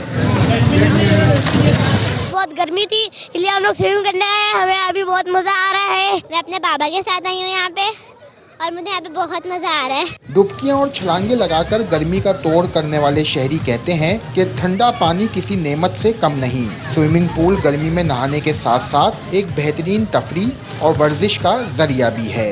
सभी एंजॉय करते हैं, और क्योंकि कूल डाउन होने के लिए, और पानी जो है वो रिलैक्सेंट होता है, आपको रिलैक्स करता है, आप यानी कि डी स्ट्रेस हो जाते हैं। बहुत ज़्यादा गर्मी की वजह से हम लोग स्विमिंग पूल हैं, दोस्तों के साथ इंजॉय कर रहे हैं। बच्चे हों या बड़े, गर्मी के सताए ना आओ देखते हैं ना ताओ और सीधा पानी में।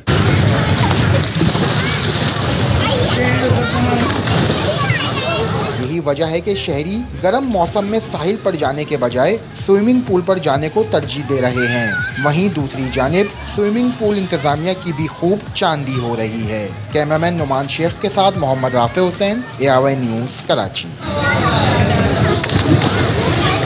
अच्छा, अभी आप क्या कह रहे थे इस हवाले से, स्विमिंग पूल के पानी के हवाले से? मैं ये कह रहा था कि बहुत एहतियात करें, कोशिश करें कि आपके मुंह में पानी ना जाए, और उसके बहुत से रीजंस हैं।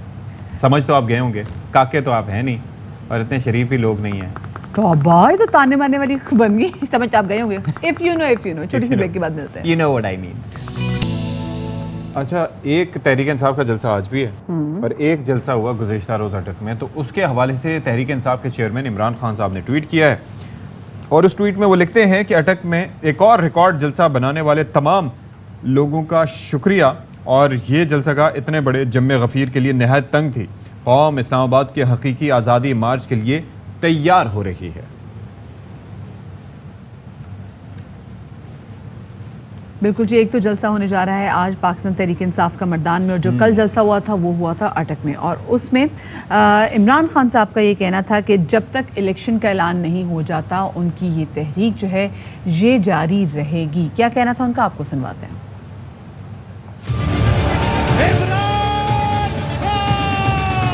मैं जेल जाने के लिए तैयार हूँ, मैं अपनी जान की कुर्बानी देने के लिए तैयार हूँ, लेकिन मैं किसी सूरत ना इन चोरों को मानूंगा, ना अमेरिका के गुलामों को मानूंगा। एक फैसला कुन वक्त है, बहुत बड़ा फैसला होने जा रहा है। क्या हम एक आजाद मुल्क बन के रहेंगे या ये अमरीकनों के गुलामों की गुलामी करेंगे? ये पॉलिटिक्स नहीं, ये जहाद है। जब तक अल्लाह ने मुझे जिंदा रखा मैं कभी इन चोरों को, डाकुओं को, गुलामों को कभी कबूल नहीं करूंगा। ना मैं कभी किसी को सामने झुकूंगा, ना आपको कभी किसी के सामने झुकने नहीं दूंगा। जब मैं आपको कॉल दूंगा 20 तारीख के बाद, अपने सब ने निकलना है इस्लामाबाद में। जब तक ये इलेक्शन नहीं अनाउंस करेंगे ये हमारी तहरीक जारी रहेगी। ना हम किसी बाहर के मुल्क की गुलामी करना चाहते, ना ही हम इन चोरों की गुलामी करना चाहते हैं। ऑलराइट जी, तो अब ये है कि नून लीग और पीपल्स पार्टी के दरमियान भी एक कशमकश चल रही है कि एक इंतखाबात फ़ौरन करवाए जाएं या इंतखाबात से पहले इस्लाहात करवाई जाएं। ये एक मामला है जिसमें फौरी तौर पर तैयार दोनों जमातें नहीं नज़र आती। अच्छा, नून लीग का चक्कर ये है कि उसके अंदर भी दो राय हैं। एक जानिब वो कहते हैं कि फौरी इलेक्शंस हो जाएं। मरियम नवाज़ का स्टेटमेंट इस हवाले से सामने आया कि इंतखाबात ही मसाइल का हल है, जबकि बिलावल पहले इस्लाहात और फिर इंतखाबात के हक़ में। अपनी हुकूमत को ये सोचना चाहिए, इमरान खान के गुनाहों का जो टोकरा है उसको अपने सर पे नहीं उठाना चाहिए। इसको जाने दें अवाम में। इलेक्शन तो होना है इस मुल्क में और इलेक्शन ही हल है। शॉर्ट पीरियड ऑफ टाइम के लिए आई हुई हुकूमत एक मखलूत हुकूमत है, वो बड़े फैसले नहीं कर सकती। अवाम से ये कहना चाहती हूँ, फितनों में उलझने की बजाय शरीफ को 2/3 मेजॉरिटी दें ताकि वो पूरी कुव्वत से, पूरी ताकत से पाकिस्तान के लोगों की तकदीर बदले। पाकिस्तान को बचाने के लिए पहले इस्लाहा फिर इंतखाब से पहले फौरन जल्दी जमहूरी इलेक्टोरल बिल्स, ऑर्डिनेंसेस एक्सेट्रा जो पिछले हुकूमत ने पास किए उनको हमें खत्म करना पड़ेगा। बेसिक कोड ऑफ कॉन्डक्ट पे सारे सियासी जमातें अगले इलेक्शन से पहले अग्री नहीं होते हैं। इस हाउस के सामने क्लियर करना चाहूंगा कि हमारा अगला इलेक्शन खूनी इलेक्शन होगा। जब हम इधर बैठने के लिए तैयार नहीं हैं तो रहता क्या है, आप भी बंदूक उठाएं, मैं भी बंदूक उठाऊं और देखते हैं कौन जी। दूसरी जानिब DGISPR मेजर जनरल बाबर इफ्तिखारी कहते हैं कि जल्द इलेक्शन का फैसला सियासतदानों ने करना है, फ़ौज का इसमें कोई किरदार नहीं। फ़ौज कभी भी सियासतदानों को मुलाकात के लिए नहीं बुलाती, दरख्वास्त की जाती है तो फिर आर्मी चीफ को मिलना पड़ता है और इस मुलाकात की सारी जिम्मेदारी सियासतदानों पर होती है।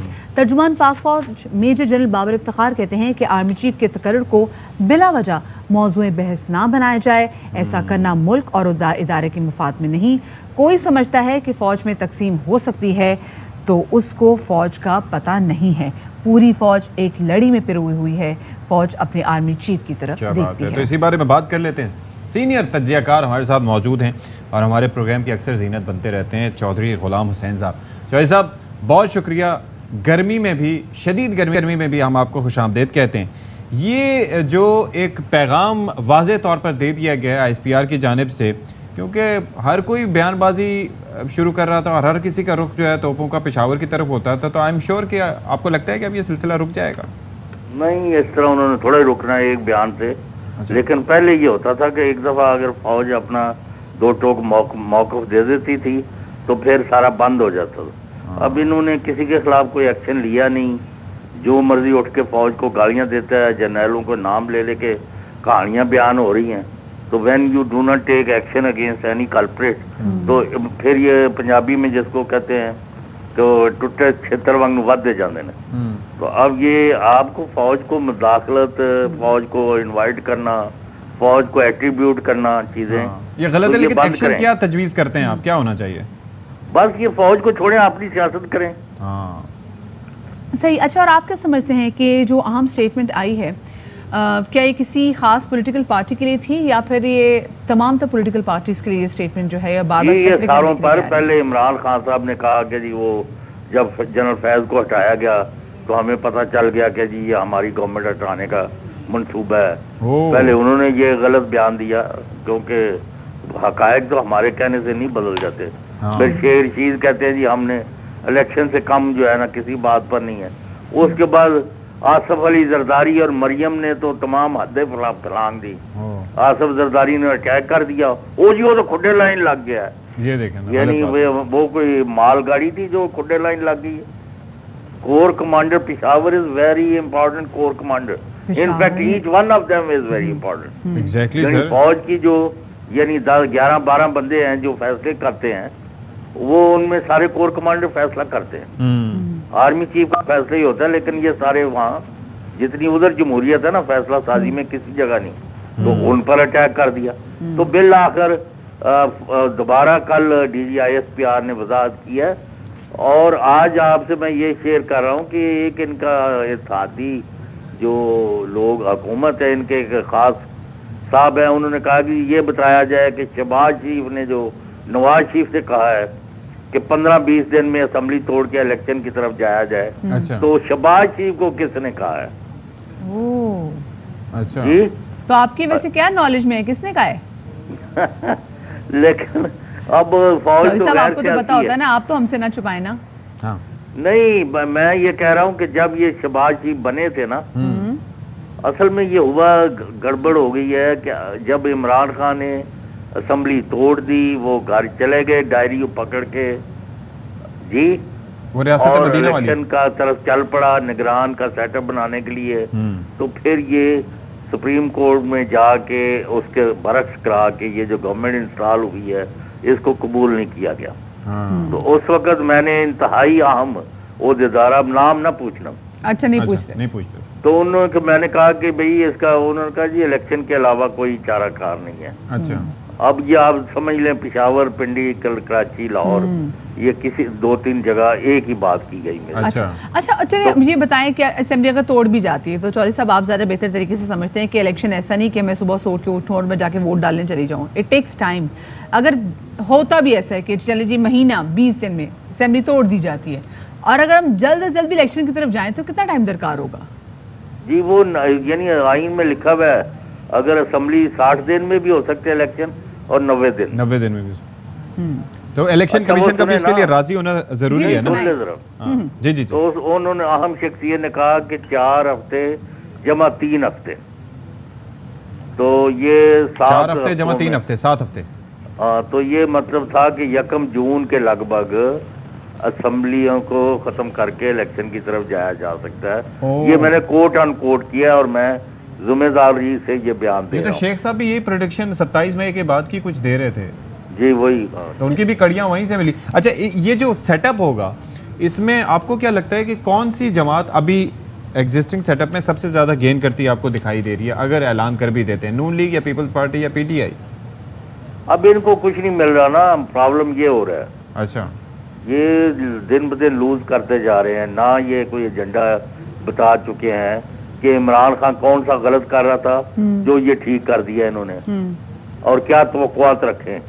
और मतलब दूसरा ये कि भाई इस तरह थोड़े काम होते हैं मुल्क के कि आप एक पार्टी उसके 130 आदमी रिजाइन दे के बैठे हुए हैं, आप कहते हो हम मुंतखब हुकूमत है, हमने आइन के तहत निकाल दिया, तो फिर चलाओ।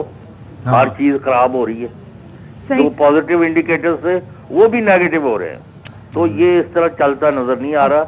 अब वहाँ लंदन में जो इन्होंने बातचीत की है और जरदारी साहब दबाव डाल रहे हैं कि अभी असेंबली ना तोड़ी जाए, आप मिला के पढ़े ना सारा, क्योंकि वो कहते हैं ना उनकी अंडरस्टैंडिंग ये है कि पहले आप इलेक्टोरल रिफॉर्म्स लेकर आए, आप नैब के रिफॉर्म लेकर आए, उसके बाद हम इलेक्शन की तरफ जाएंगे। ये तो दोनों पार्टीज के दरमियान पहले से अंडरस्टैंडिंग थी। तो मदिया तो मुझे क्यों कहा था यानी 4 जमा 3 हफ्ते। हाँ, उसकी भी तो कोई वजह होगी। गल तो तुसी भी कीती है फिर। बात तो सही है। चले ठीक है जी, बहुत शुक्रिया चौधरी साहब हमारे साथ मौजूद थे और हम जरा पॉलिटिकल सिनेरियो के हवाले से बात कर रहे थे कि भाई अब होने क्या जा रहा है, क्योंकि समझ में नहीं आ रहा ऊंट किस करवट बैठेगा। क्या हम इलेक्शंस की तरफ, फौरी इलेक्शंस की तरफ जा रहे हैं या फिर हम वेट करेंगे। मुझे लगता है उस ऊंट की कमर में आबले पड़ गए होंगे, जिस तरह से ऊंट की कमर में चुक आ गई मजीद करवटें बैठ बैठ के, क्योंकि ये सियासत में तो वो क्या कलाबाजियां खाने वाला सिचुएशन हो गई है, वो दूसरा। अच्छा, एक ब्रेकिंग न्यूज़ आप तक पहुंचाएंगे। गुज़िश्ता रात एक बड़ा अंदोहनाक वाक़या हुआ। वो वाक़या था कराची का इलाका सदर है, बड़ा मशहूर, हम सबका गुजर होता है, वहाँ पर जनाब धमाका हुआ। अब धमाके में जो साइकिल इस्तेमाल की गई, जिसके ऊपर आईडी नस्ब था, इम्प्रोवाइज्ड एक्सप्लोसिव डिवाइस, इसके बारे में कहा गया था कि 2 किलो से ज़ायद बारूदी मौत है। उसकी तस्वीर ARY न्यूज़ ने हासिल की है और उसको बम डिस्पोजल स्क्वाड को टुकड़े भी मिले हैं। अच्छा, इन जो टुकड़े हैं उसमें टायर, रिम, स्टैंड, चेन और गियर्स मिले हैं। 55 स्टील के बॉल बेरिंग्स भी मिले हैं। आई एम श्योर कि इससे कहीं ज़्यादा होंगे। बिल्कुल। और जी नज़ीर शाह हमारे नुमाइंदे हमारे साथ मौजूद हैं, उनसे जान लेते हैं कि मज़ीद इस रिपोर्ट में और क्या कुछ तहकीकात सामने आई हैं। जी नज़ीर। बिल्कुल, देखिए सदर के इलाके में कल रात 11 बजे के करीब बम धमाका हुआ था, जिसमें धमाके में इस्तेमाल साइकिल की तस्वीर, जो खुसूसी तस्वीरें वो हमने हासिल की है। इसके अलावा बम डिस्पोजल स्क्वाड की रिपोर्ट भी हमने हासिल कर ली है। इस रिपोर्ट के मुताबिक धमाका खेज मवाद साइकिल के कैरियर में नस्ब किया गया था और बम डिस्पोजल स्क्वाड को जावकों से साइकिल के टुकड़े मिले, जिनमें टायर, रिम, स्टैंड, चैन और अगला व्हील जो तबाहशुदा था वो मिला है। उसमें ये बताया गया है कि इसके अंदर कुछ लोहे के टुकड़े 1 से 1.5 इंच के इनको टुकड़े मिले। इसके अलावा 55 बॉल बेरिंग जो स्टील के थे वो मिले, क्योंकि कई बॉल बेरिंग तो धमाके की शिद्दत से बहुत दूर गए थे, कई लोगों को लगे थे, जिसमें सर पर टुकड़ा लगे, बॉल बेरिंग लगने से एक शख्स जा भाग भी हुआ। और ये भी बताया गया कि धमाके से 2 कारें बुरे तरीके से तबाह हुई हैं, जबकि 7 कारें और 3 मोटरसाइकिलों को भी नुकसान पहुंचा है। और ये भी बताया गया कि ये देसी तौर पर बनाई हुई IED डिवाइस थी और बॉल बेरिंग समेत 2.5 किलो बारूदी मवाद इस धमाके में इस्तेमाल किया गया था। और ये खुसूसी मनाजिर पर मबनी है तस्वीरें साइकिल की, जिससे धमाके में इस्तेमाल किया गया। और जो तफ्तीशी इदारे वो ये जानने की कोशिश कर रहे हैं कि ये साइकिल किस न किस वक्त लाकर खड़ी की थी, और इस हवाले से मजीद तफ्तीश का अमल जारी है। चलें, फुटेज ये आई है तो आई एम श्योर कि कुछ क्लियर भी फुटेज होगी जिसके अंदर उस शख्स का भी कोई शक्ल नज़र आ सकेगी जो यहाँ पर आया था और पार्क करके गया था। अब बहुत शुक्रिया आपका नज़ीर शाह। अच्छा, एक और ये तो हम बात कर रहे थे धमाके से मुतालिक, अब डॉलर की परवाज़ की बात करते हैं कि वो तो एक अलग ही जहान में पहुँच गया और इंटरबैंक और ओपन मार्केट में बुलंदतरीन सतह पर है। जैसे हम पहले तस्करा करें, 90 पैसे इंटरबैंक में महंगा हो चुका है और 192 रुपये 66 पैसे पर ट्रेडिंग जारी है, यानी कि आज मजीद डॉलर की प्राइस बढ़ी है। और ओपन मार्केट में ये डॉलर जो है वो 193 रुपये 50 पैसे में, यानी कि 194 से कम में फ़रोख्त नहीं हो रहा होगा। यानी कि और गुज़िश्ता 4 सेशन में डॉलर 6 रुपये 3 पैसे महंगा हो चुका है। तो जस्ट इमेजिन कि ये क्या सिलसिला चल रहा है। और इसके ऊपर आपको पता है कि वो थोड़ी सी मीम्स भी चल रही थी कि जी सईद अनवर का रिकॉर्ड जो है, जो कि हमारे मायानाज लेफ्ट हैंडेड बैट्समैन थे, उन्होंने 194 ODIs में बनाए थे, तो हाईएस्ट रन उस वक्त थे, तो कहने उनका रिकॉर्ड जो है वो कम से कम पहुंच गए और अब जो है वो फ़खर जमान के रिकॉर्ड के 200 से ऊपर नजर है। अल्लाह रहम करे भाई, अल्लाह ना करे जी। छोटी सी ब्रेक के बाद मिलते हैं।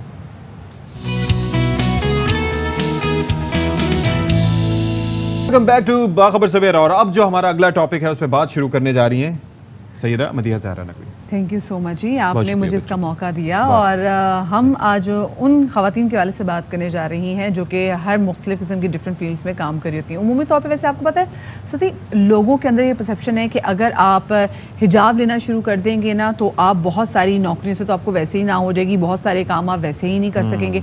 और कुछ लोग हिजाब को समहाउ इस चीज़ से लिंक करते हैं कि अगर आप हिजाब लेते तो आप कंजर्वेटिव होंगे।